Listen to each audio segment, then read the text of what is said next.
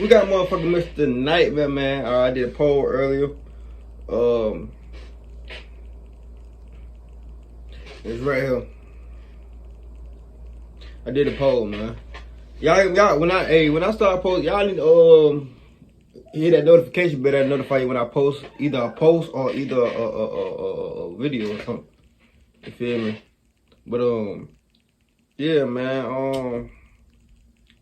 It's gonna be a big update to my channel type shit. Soon.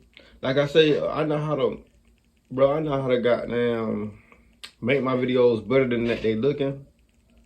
I've been videoing and editing since I was 14. I'm 23 now, bro. Finna be 24 in October. I know how to video and edit it. Like, I know how to do this shit. I got the tools to do this shit. And just having to do this shit, I could do it like this right here with my phones and shit. I could do it like that easier. But you know what I'm saying, in order to me, you know what I'm saying, grow better, I have to do it better, like with the camera and shit, with the computer and shit. I know how to do all that shit.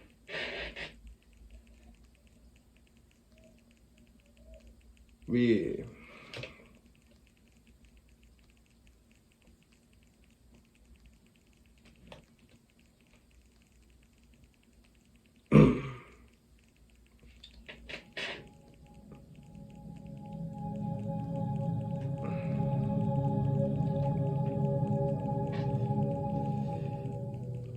I was home alone one night during winter break. I was watching TV in our sunroom, which is like a smaller living room type space, which we use as a TV and movie room. There was also a door to the side driveway in this room. I had all the blinds shut and was under a blanket watching some random movie I don't even remember, when out of nowhere the lights turn on outside. We have a motion sensing light out there, so the fact that it turned on was concerning. I had to lower the volume on the TV to listen up for any possible sounds. It was unlikely I'd hear anything from outside though, so I lifted the blinds briefly just to do a quick check. It was clear. There was no way that I know of to shut off that light, so as annoying as it was, I just had to wait. I figured it was a raccoon or a possum or something that might have triggered the light. Though the more I thought about it, the less that made sense. So I put on my shoes and just walked around the driveway to ease my mind. No one was there. You went outside? I go back to watching TV with a clear head.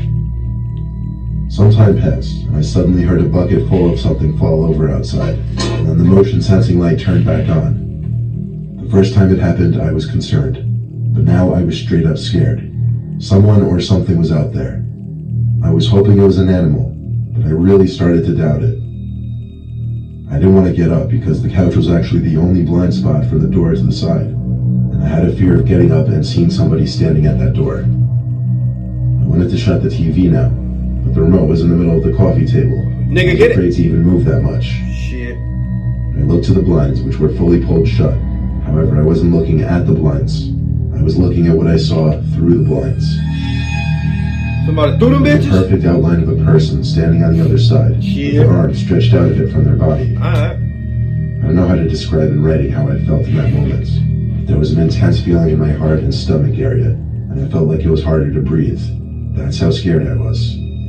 I got up from the couch as quietly as I could, but before I could even get to the door that separates the sunroom and the dining room, the person on the other end started knocking aggressively on the window.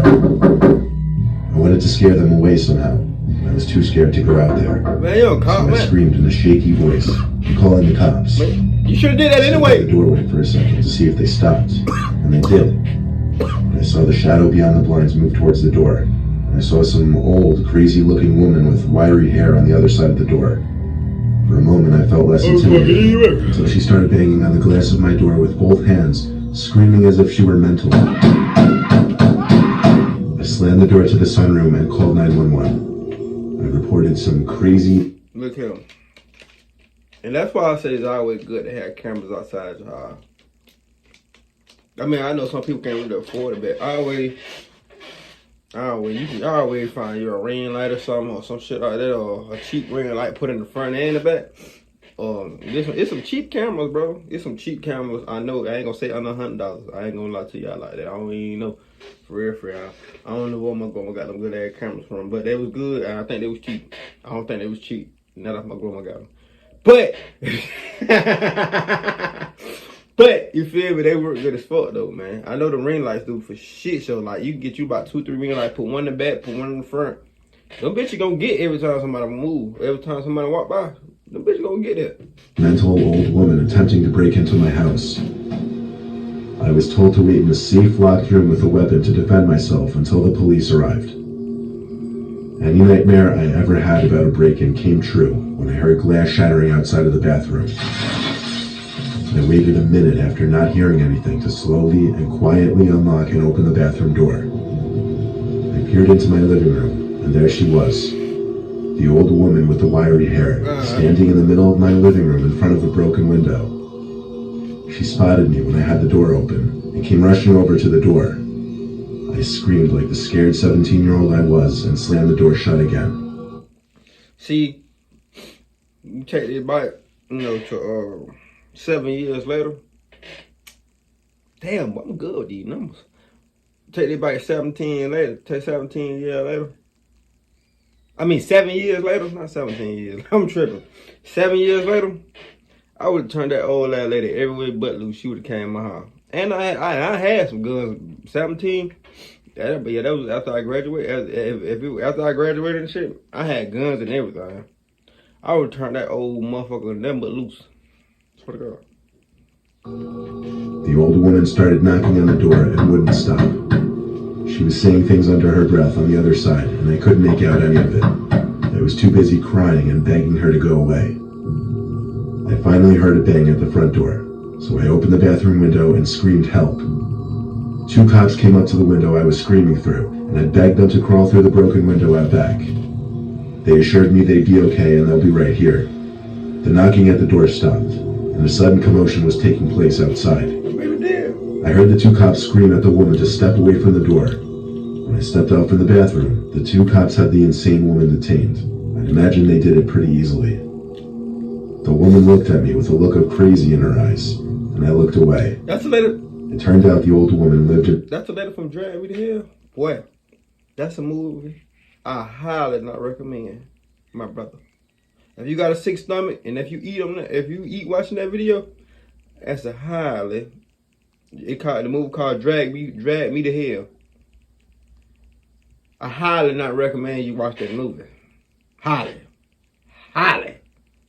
The nearby house with some woman who never leaves the house. Okay. None of the neighbors ever really see her. That shit will scare you, and it's the old woman was messed up in multiple ways and belonged in some kind of special care place. My parents pressed charges on the younger woman because they felt as her supposed caretaker, she should have been held liable for allowing a mentally disabled person to break into someone else's house. Yeah. Sadly, my parents lost the lawsuit, but the old crazy woman was out of our neighborhood at the very least and was put in some kind of treatment center. Oh, baby. Damn. Hey, man. Come on, man. I'm all that tripping shit, dog. 3, 2, 1. Bigger. Come on. The Mafia world is full of amazing babes. It's over. The boss found us.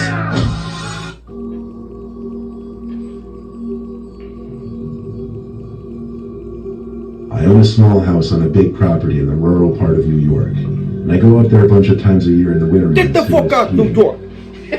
There's a neighbor up there that I'd never spoken to once. There's a fence that separates our 2 yards. Then on the other sides of my house is woods for miles. There's another neighbor further down the road, across the street, and I'd met him a number of times because he happens to go skiing too, so we got to know each other based off that. I went up this past January. Not gonna lie. I'm the friendly type, but I ain't the friendly type. If I know you, you know what I'm saying, I fuck with you. But if I don't too much know you, I ain't gonna get too much conversation out of me. Unless we just so happen to know what I'm saying, just, what's your name? Now, if we stand in a weird area like that, when it's on, like, it ain't that many people, like, let's say we stand in the country. Some of y'all big towns don't know what that shit like. But people that stand in big towns, y'all don't know what that shit like. But us country folks, if it's somewhere like that, like, let's say it's a house right here, like a trailer, it could be a trailer or a regular house. And then you gotta go about a 4-minute drive, I say about a 3-minute drive, and it's another house right there. Or it's a 2-minute drive, There's another house right there. I gotta blow my fucking nose. Fuck.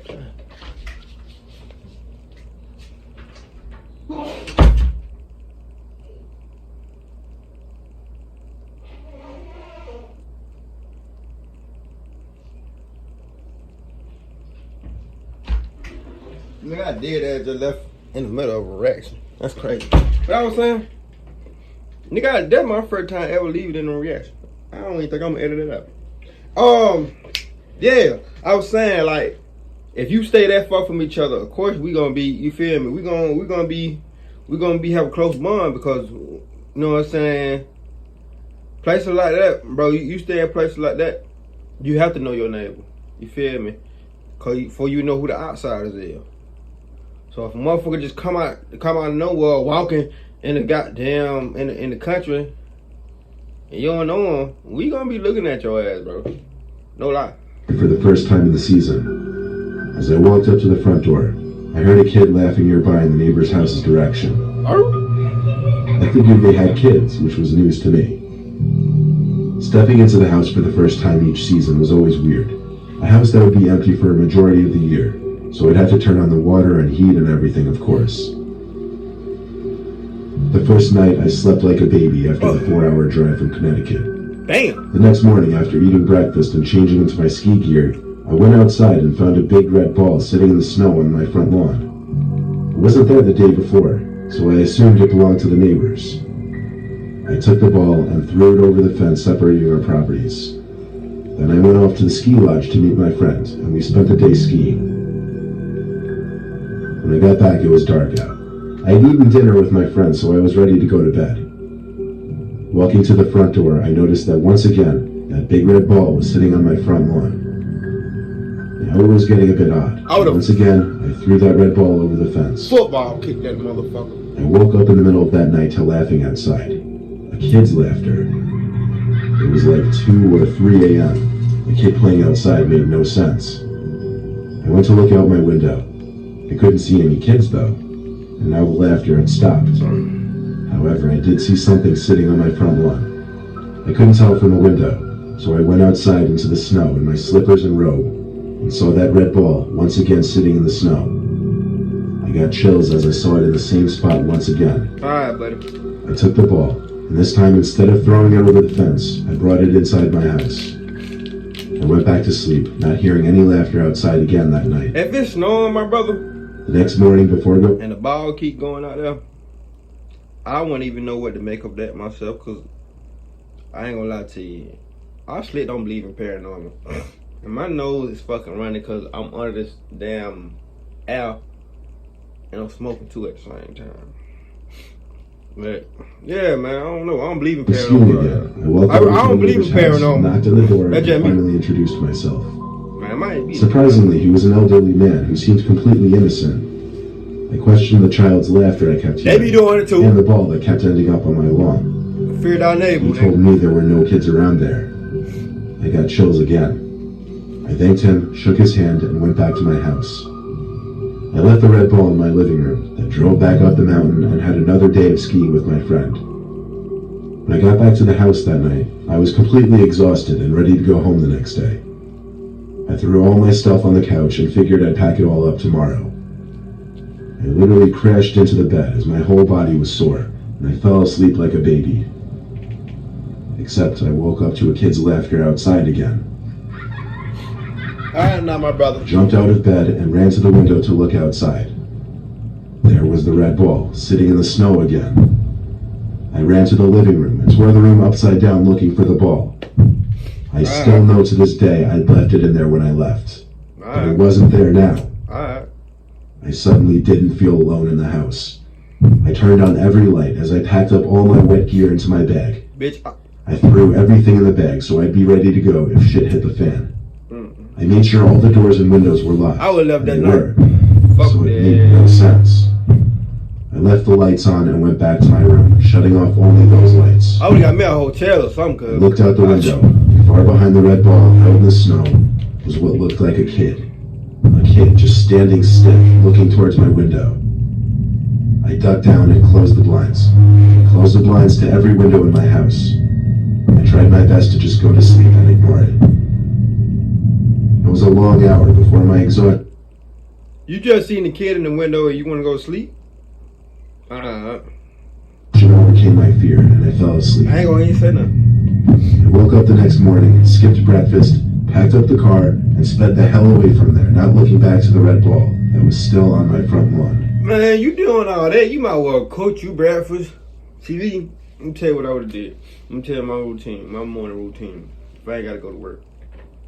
Even if I'm at work, like, they know already, you feel me? Like,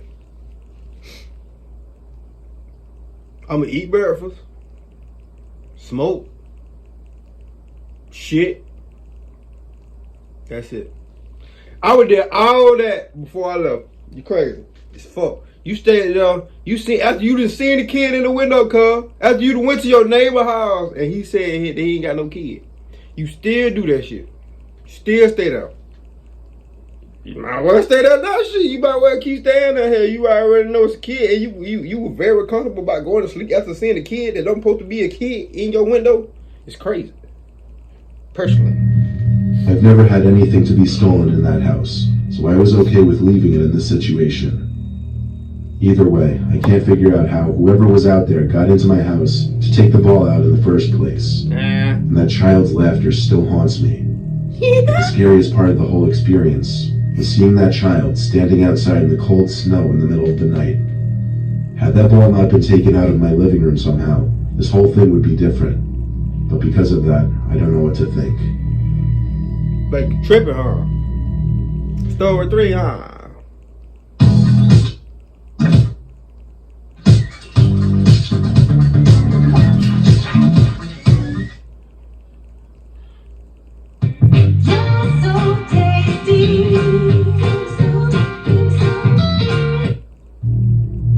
Y'all do know the more ass they hit me with, the more ass I hit y'all with. Y'all ain't never noticed that. I really We live 15 minutes from the office and carpool together every day. To get right into it, recently we got a new neighbor. As recent as 2 weeks. No, actually. We didn't see him unpacking or anything. We never even saw what he looked like. We didn't even know if he was a man or a woman, or how many people moved in. And I say he because obviously we found out eventually. So on the third day, George and I actually went next door to introduce ourselves, but he didn't answer the door. He was home, his car was in the driveway. We figured maybe he just couldn't answer it for whatever reason. As we were walking back down the driveway, George stopped me and told me under his breath to look at the window next to the front door. I looked and saw a kink in the blinds. A man was holding it up and staring through it like a creep. George and I looked at each other and kept walking, agreeing that was both insanely awkward and creepy. Yeah, but Now we knew already he was not going to be the best of neighbors. That night at around 1 in the morning, I just started hearing noises coming from outside. It's warm where we live year-round, so the windows are always open. I went to go look outside. My room is upstairs, so it kind of overlooks the neighbor's backyard. What the fuck type of city y'all in? Need the windows open? I'm smoking, bro. I forgot my window. I'm smoking, that's why I got my window open. Y'all chill the fuck out, bro. I'm saying, like, leave your window open while you going to sleep. I'm gonna shut the fuck up, bro. Which was where the sound was coming Cause I do the same shit. I saw the neighbor. He was some big-looking guy wearing a hoodie with the hood up, which was weird given that it was like 72 degrees out, and he was sawing a big piece of wood. It was a ridiculous scene. I went to go knock on George's door. Apparently he was already awake for the noise too. We had work early the next morning, and what this guy was doing at this hour was nuts, and it went on for some time. We agreed to go over and ask him politely to stop. Since he was outside, we knocked on the gate instead of the door. Just as we did, the sawing stopped. We expected the gate to open any second, but it never did. At least the sawing stopped though, so we went back to sleep. It wasn't until a few nights later that we heard noises in the middle of the night again. I woke up, but couldn't figure out what the sounds were right away. Not until I got to the window and realized the sounds were screams. The screaming seemed to be coming from inside the house next door, and and I saw the neighbor outside in his backyard again. He was hurrying into his house, but he was dragging something. I couldn't tell what. Then he stopped and looked up at my window. God damn. I moved away from the window as soon as I realized. I ran to George's door. He was already awake for the noises too. Oh shit. He got on the phone with the police right away to report this. W. I stood right by his doorway the whole time listening. W. Then there was a slam from downstairs. Oh shit. It was our back door. Oh god. We looked at each other with horrified looks on our Y'all ain't got faces. gun. George yelled into the phone to send help. And y'all ain't got no gun, bro. It's two grown, big grown ass men living together, and y'all ain't got no motherfucking weapon. Oh my god. Is I'm gonna have to take him to school, y'all? Is I'm gonna have to take him to school? I'm finna call this shit Social University. Cause y'all big grown ass folks don't get this shit. If you're grown, you're living alone, or you living with another person, one of y'all supposed to have a weapon. And it's not a knife. Damn, so two grown men? Oh, bro, I don't care what race you is. You're supposed to have your gun. Even if it's a 6-shooter. It could be a 6-shooter. And gone. Like, they'll let a motherfucker know to get the fuck on. But not to have nothing, it's crazy. You wanna die. Really? If you don't keep your gun on you, bro, I'm scared of you. I'm scared to be around you. I'm almost scared to be. This how me talking, but I probably sell both when I see this shit. Cause I'm finna go and let this video get done playing. I'm more scared of the people with no guns than people with guns, and I got a guns. And I keep guns. Cause bro, you're not finna depend on me when some shit go down. Like if they say, I just say, if it was a massive shooting at a Walmart or some shit, you're not depending on me to shoot a motherfucker in Walmart just cause you ain't got your gun to protect your family. Or if I'm at your house spending the night, nah, I'm gonna shoot. Because the man just entered our house. While he stayed on the phone with the cops, I went to the hallway and then to the stairway. Oh god. I looked down the stairs and listened. There was creaking in the floorboards down there. I tiptoed back to George's room and shut the door. He told the woman on the line to have the police come in through the back door immediately and then hung up. There's no lock on his door, so we pushed up against the door in case, God forbid, the man tried to open it. How old y'all live, man? I heard footsteps coming up the stairs fast. Then the bathroom door opened. Footsteps then moved quickly to George's door, and we began to push as hard as we could. The man tried pushing the door open, ramming it, and then hitting it with some kind of blunt object. And that was the exact reason we didn't try to overpower him. We didn't know what kind of weapons he could have. No matter what he did, though. Bitch, you supposed to have a weapon. Oh my god, bro. Oh my god. Some people ain't military minded. I swear. I swear to God. Couldn't push through the door. Like, we live in a world today where people they act colorblind to the real shit. You feel me? They act colorblind to the real shit. Like, as in, they don't believe that shit can happen. Like, shit like this can happen to them. Don't never think no shit like this can't happen to you, because it can.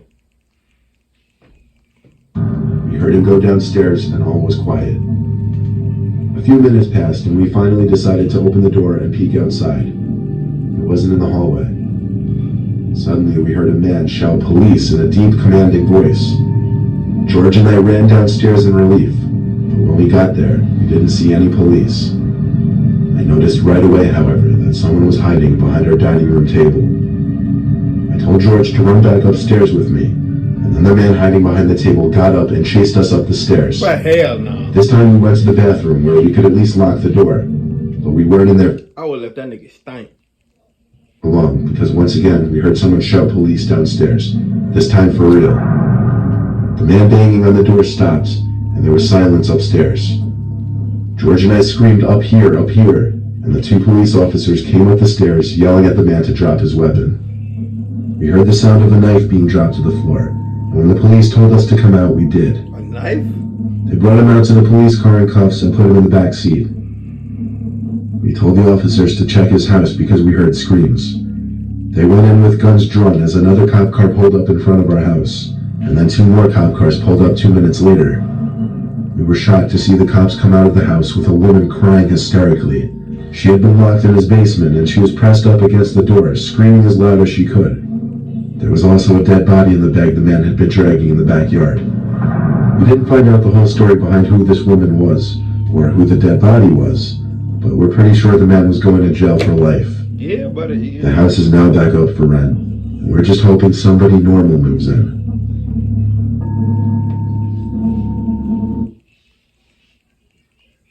Yeah, that's crazy. The last story was creepy as shit. Like, if you're a grown ass man living like that, bro, you need your ass whooped. This man had a whole 9, y'all didn't have nothing. That bitch would have come in my house with a 9, not banging at my door.